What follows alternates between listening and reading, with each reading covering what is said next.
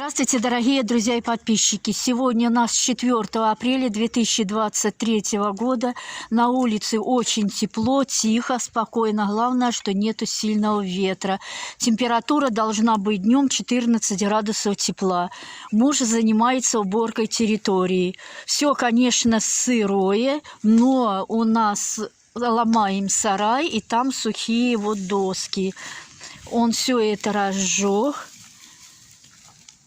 И все это вот перегорит, вот, пережьет, уберет территорию, и я вот здесь буду дальше разрабатывать. Как всегда, весной жаба давит. Осенью говорю, нет, все заброшу, все кину, а весной начинаю разрабатывать. Мне все мало.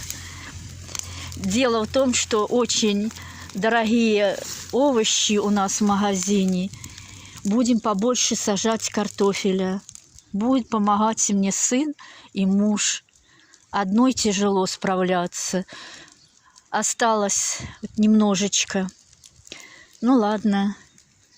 Ну и тут хлама не так уж и много. Вот это вот все, что у нас есть. Он сегодня за день пережьет, перегорит. Дождя не будет. Будет хорошо. И у нас будет убранная территория. То как-то... Этот бордель я переношу тяжело. Так, вот он ушел домой и будет сегодня потихоньку. Ноги болят, на стульчике и пережигать. Сирень не повредит, ничего не повредит. Работы очень много. Но весна нас не очень сильно балует. Люблю смотреть на костер. Очень люблю. Так тепло, сейчас вот сяду и помечтаю.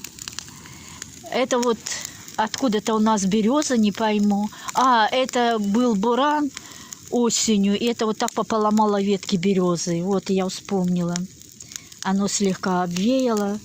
Здесь вот подсолнухи, остатки, ну и кое-какая травка.